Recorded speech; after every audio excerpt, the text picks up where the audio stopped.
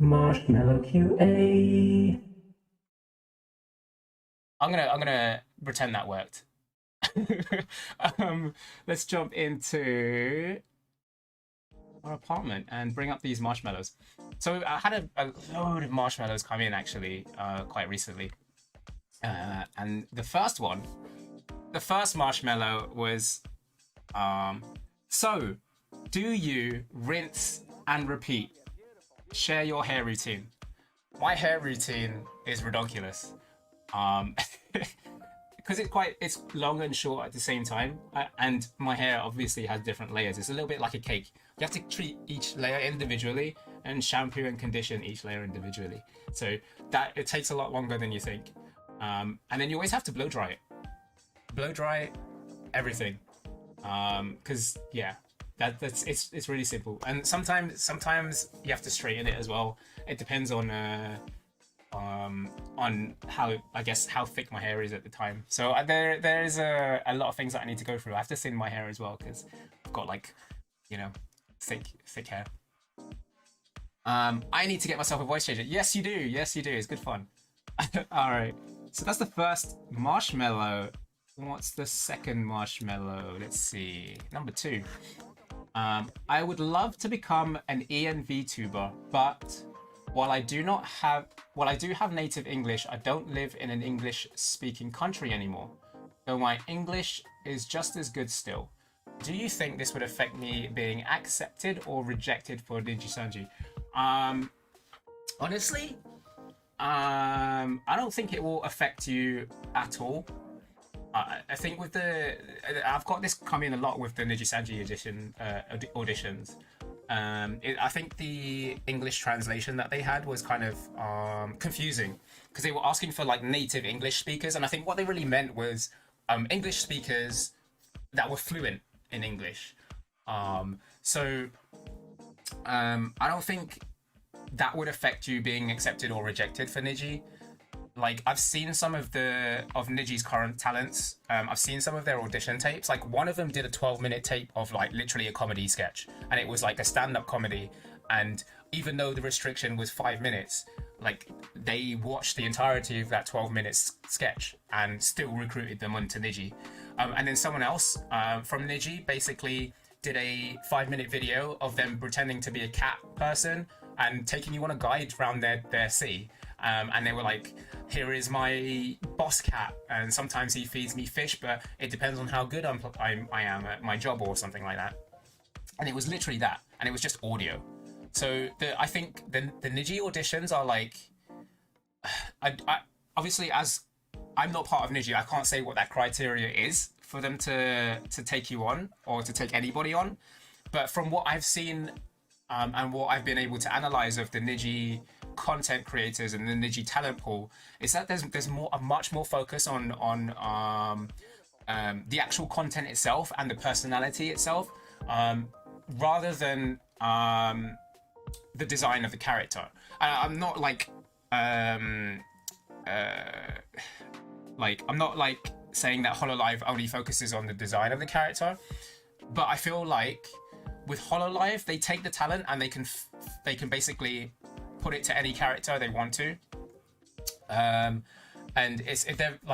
they're more. I would say that HoloLive is more stricter about the character that they want you to play, where Niji is more about it doesn't matter. We'll fit you we'll give you any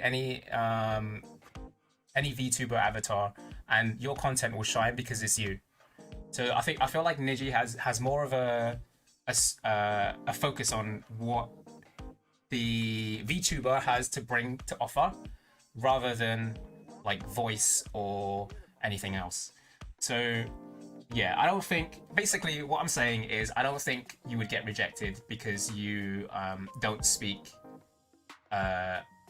English as well. As long as you can still speak fluent English, regardless of whether you have an accent, I don't think it matters. Because I mean, if we look at the HoloLive English girls, they all have like American accents, right? Some of them speak Japanese and some like live in Japan or whatever. But I don't. At the end of the day, if one of them had a British accent, I don't think it would have made any difference. So there you go. Marshmallow number 3.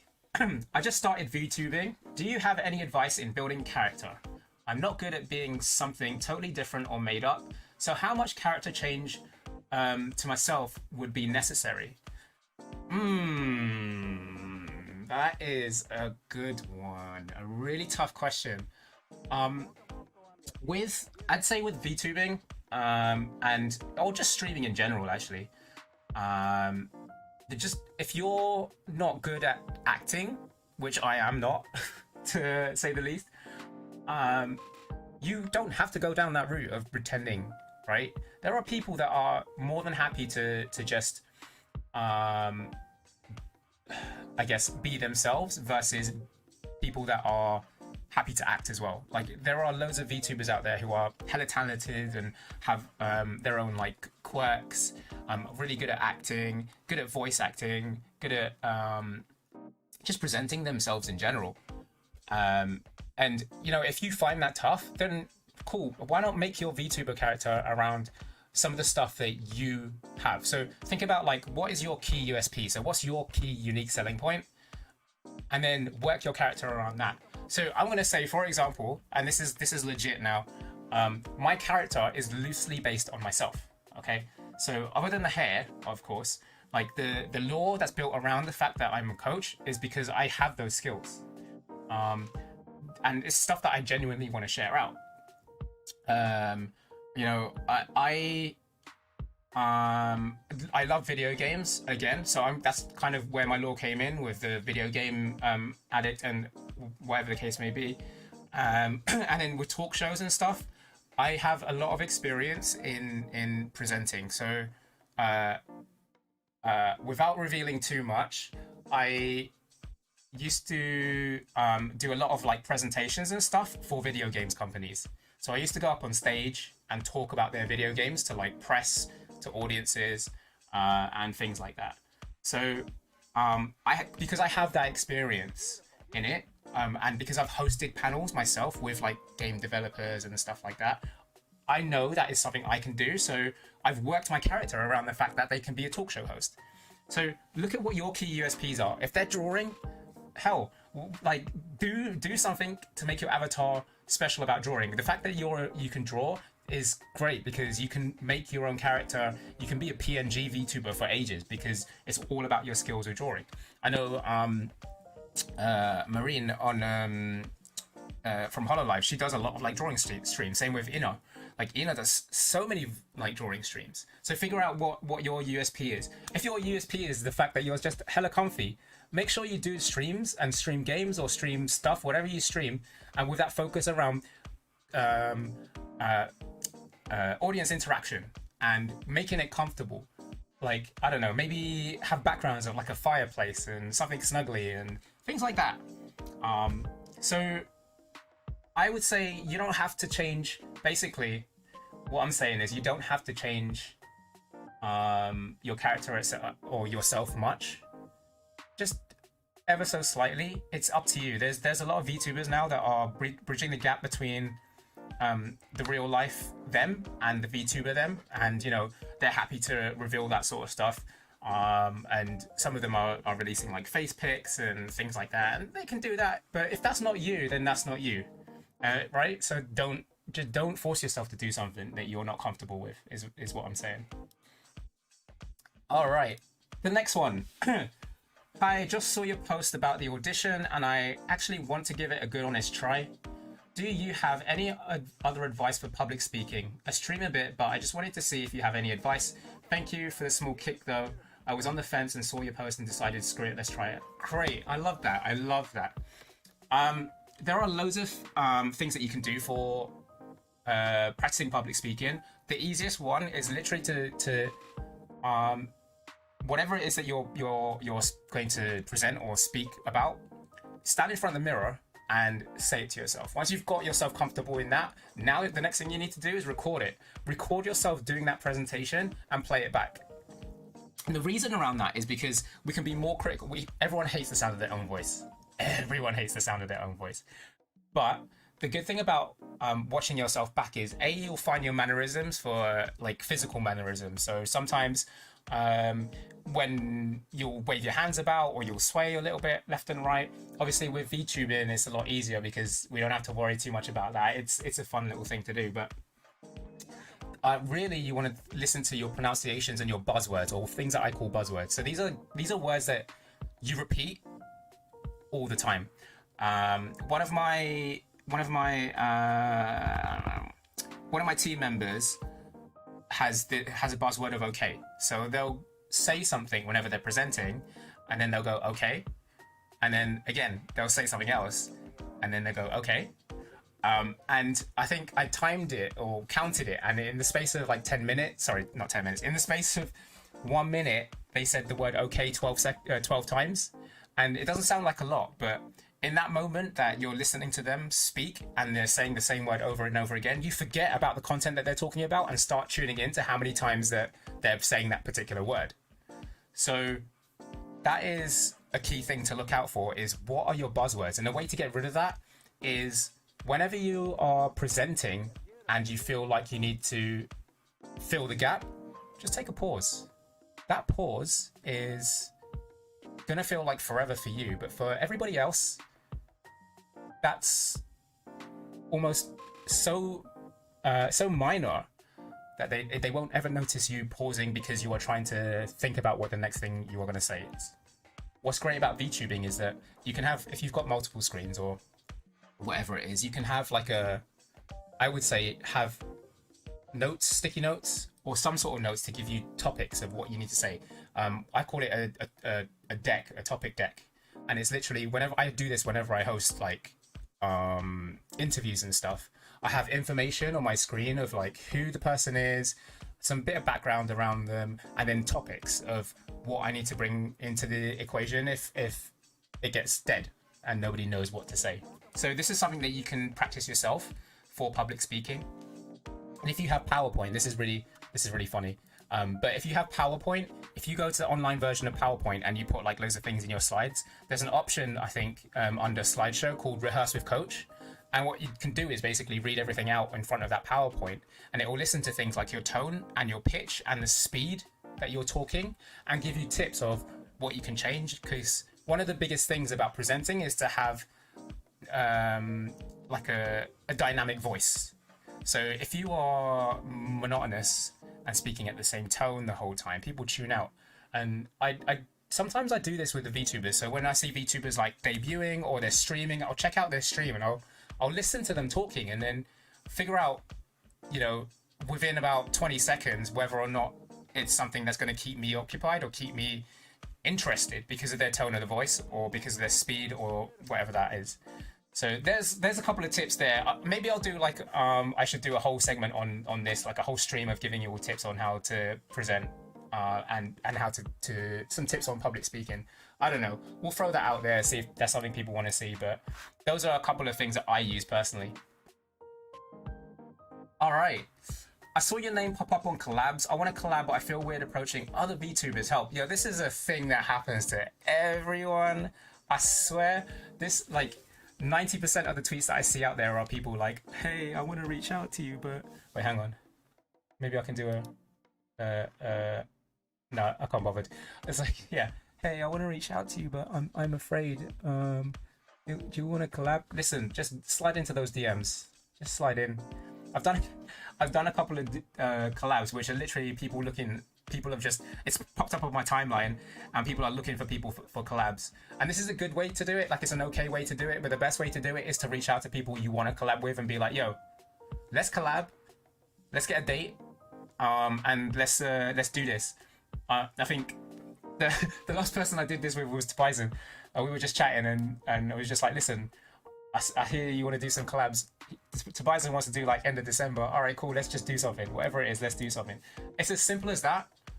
And I think you will have the great thing again about VTubing is you've got the security of being behind the screen. I know it's a little bit awkward, but hey, it's a lot harder to go out and ask people or collabs face to face than it is to just send them a DM. And what's the worst thing that can happen is they either don't reply or they say, "Oh, sorry, I'm busy." In which case, doesn't matter. Go find another one. It's cool. All right. What's the next one? I don't know what flavor ice cream to eat. What? Listen, the best ice cream flavor is mint choc chip. I don't care what anyone says. Mint choc chip. And I'll tell you why. Because ice cream is cold, right? And mint is cold. What happens when you get mint ice cream and together it's like it's cold. It's like doubly cold. It's ice cold ice cream.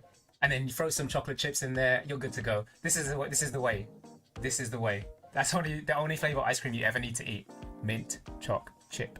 That deserves an auto tune. Hang on. Mint choc chip. There you go. What number was that? 6. Number 7. Again, there's so many of these. I saw you have undocking in progress on your clothes. What are you undocking? I will leave that to your imagination. Number 8. I've been VTubing for a while and I see lots of mint choc chip is one of the greatest flavors. It is. I've been VTubing for a while and I see a lot of new VTubers gaining more followers much faster than me. What am I doing wrong? You, sir, or madam, or whatever your pronoun is, they, them, you are doing nothing wrong. There are just people out there that are going to get more followers than you, and it could be like an aesthetic thing.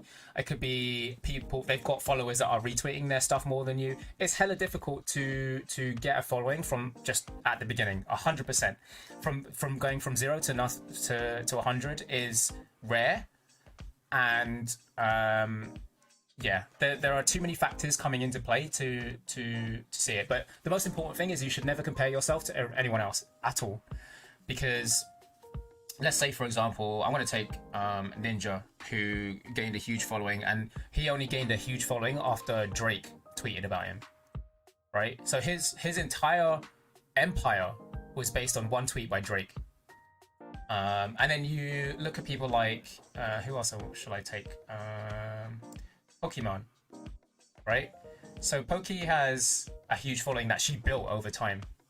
And it took her a long while to do that. When she started off, she had a struggle, but then obviously it picked up, and so did her content and that sort of thing. So the most important thing is focus on you and focus on what you want to do. Does it make you feel good? And don't worry about gaining followers so much at the beginning, because if your content's good, the audience that love you and love the kind of content that you create will find you. Just encourage yourself to, start. There's loads of people that host, what are they called? Tweets that are like, drop your PNG here. Do those. That's your starting point, because that will give you more visibility. And I tell you this now, I guarantee, for the most part, a lot of people who do that probably don't care too much about who actually replies to it. Obviously, it's a clout tweet, right? But the most important thing is that if people are dropping their PNGs, people on their timelines are going to see that reply pop up on their friends' timelines. So that's where it's coming from. So the more times you interact with that, more people are going to see the fact that you are replying to somebody else. And if you were the originator of that tweet, even more people are going to see the fact that they're replying to you. So always, I hate them as much as I hate them. I really do. I think they're stupid, but I will do them because it's to get the visibility, right? So yeah, that's your first step. Reply to those PNG tweets, reply to everything on Twitter as much as you can, and interact with as many people as you can. Try to get yourself in collabs, and that will help you to grow.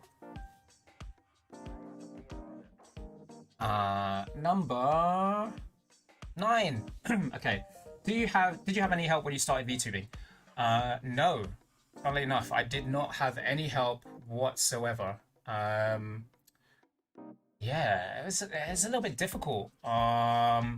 I just started creating content. I used social media and stuff like that. So, how do I do? In a previous job back on Earth 333, I used to run social media or be a key social presence for a video games company. And so people would follow me for like information on events and video games and stuff like that. And um, so I have some experience in that sense, but it's tough starting again. Like I didn't want to use that audience with my VTubing because hey, listen, they're in another universe now. Like all the people that I knew out there, they're not here. The only guys I have here are you guys.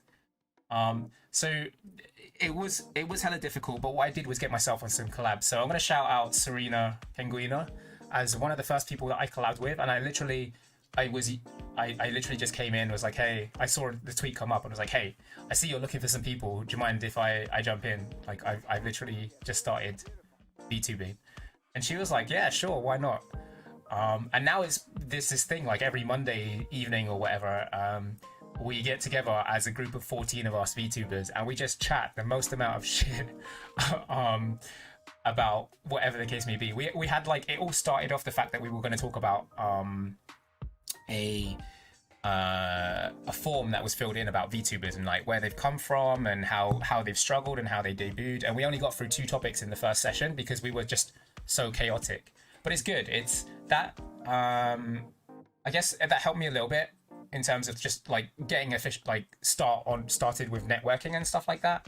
But a lot of the networking and things I did beforehand, like Reddit is another good place to network. It's not really that great for new VTubers, to be fair, but our virtual YouTubers on Reddit is a place where you can like post some stuff that you need to post about like your streams.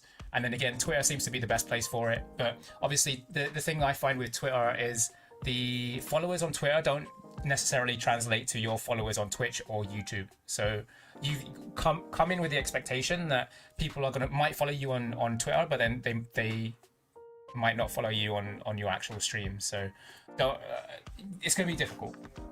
Anyway, long story short, I didn't have any help, so that answers your question. We've got four more to go through, so I'll try and speed it up a little bit. All my friends. Oh, this is a deep one. All my friends are in a relationship and it's getting me down. What are your tips in finding love? Listen. Whoever you are, don't worry about it. I have left everybody in my universe and come to this one where I have nobody. Love isn't something that you necessarily find. It's something that comes to you. It's something you stumble across, I should say. You kind of trip over it. The most important thing is you can't love anyone unless you love yourself.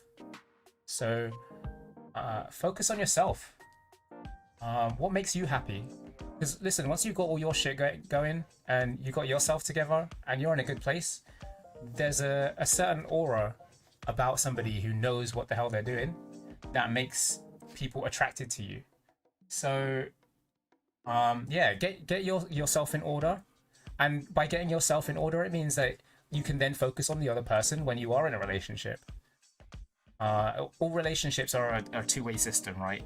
And if you're in a relationship where only one person has their shit together, that's not a relationship that's going to work unless you really work hard on it. But you shouldn't get yourself down over seeing other people in relationships. Because and like, you know, relationships are really fickle things. They can come and go. And you know, it's happened to me. Like things can come and go, but just work on yourself first, and the people will then find you. All right, that's a really deep, but I think it was an overall kind of sweet thing to talk about. All right. I recently dropped out of my studies for personal reasons and I feel like I failed everyone. What do I do? Oh, this is a really common thing. So listen, whoever sent this one in, you're not alone. There are people out there that have dropped out of their studies for their own reasons and gone on to really successful careers. But equally, there are people that have studied and gone on to successful careers. So there's a lot of things in it. But you know, back on my earth, I am actually a dropout. So I dropped out of studying, and then I went into working with video games not long afterwards, and then I am now a coach. So, you know, a learning and development coach, and I got all of that without qualifications. So you don't actually. This is gonna really annoy the people that are working hard on qualifications. You don't actually need qualifications, but you can learn stuff on the way. But you shouldn't feel like a failure, because all it means is that this one thing in your entire life of however many years it is, this one little blip is just a blip, right? You can still continue to go on to do whatever you want it to do, right? When I was like a little kid, at no point did I ever think that I would ever work in the video games industry, and all of a sudden I found myself working in the video games industry.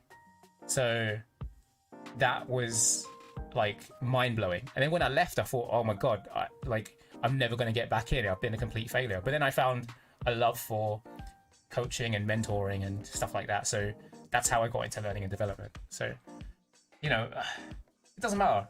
Don't worry about it. It's fine. You've got loads of things to figure yourself, so loads of time to figure yourself out. Number 12. I'm a new VTuber and not really good with social stuff. I want to make friends and play games with everyone, but I'm scared. What can I do?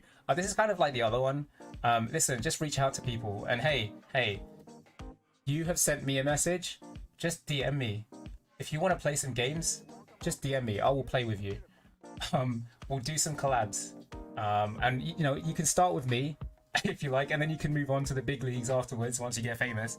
But yeah, listen, just reach out to people. It's, again, it is a little bit awkward, but it's hella lot less awkward than actually talking to somebody face to face. Just send them a DM and be like, hey, or send them a tweet and be like, hey, I follow you, and blah blah blah, and do you want to do a collab someday? This is what the collab is. Like, you need to make sure that you come in with an actual idea rather than say, hey, do you want to collab? Because what happens is people will naturally just either be polite and say yes, or just ignore you. But come in with a collab, and if you want to collab with someone, come in with an idea of what you want to do. It's almost like a pitch. You need to sell yourself. So if I wanted to collab with like one of the bigger VTubers, I'd be like, hey, do you want to collab? I was thinking of doing X, Y, and Z for this time. How does that sound for you? And then that's where you get your replies, and this is where you can like sort it out a little bit better. The VTubing is a little bit like a business, right? You gotta sell yourself, and you gotta organize stuff, because nobody's gonna organize nothing for you. But yeah, ultimately, don't be scared. Just reach into DMs, slide into them DMs, and be like, hey, you're a bit of me. Okay. Oh god, this is a long one. Let's see. I kind of have something written already.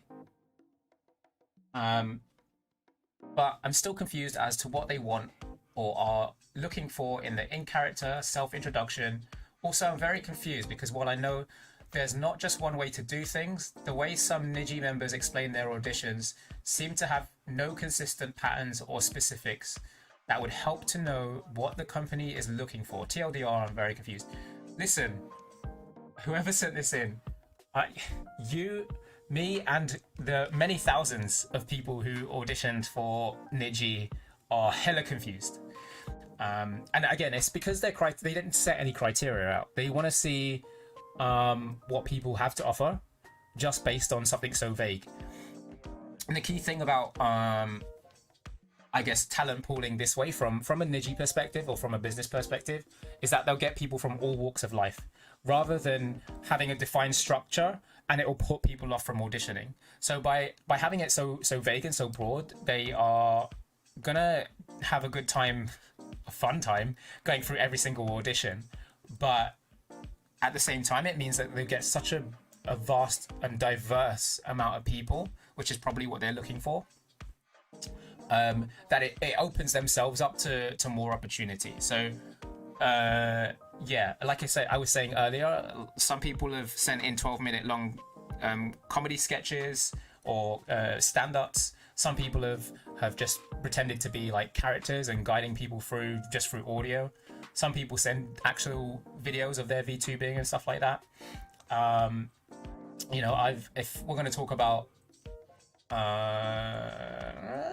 it's a bit not really should be talking about it, but like some of the Hololive or like people who are there were already doing some of the stuff that they did beforehand. So, for example, Callie was already making music before she became who she is now. So, yeah, ultimately, you just kind of need to think about what you want to do. You don't. The character introduction doesn't even have to be there. Like I say, there's auditions which haven't got any character introduction. It's literally entirely up to you. If you're, what I did, I gave a character introduction. I just gave a little piece about myself and my backstory, just like really brief on the lore, and then I did like a little made up thing of responding to people in the chat, and then I did like a little video game stream, and that was literally it. But it's going to be confusing, and I've done this on purpose, I think, because again, like I say, from a business perspective, if you're looking at different talents, you get a much bigger spectrum of talents by keeping it vague than having something that's so restricted. So yeah, let's see, that is the last marshmallow. Oh,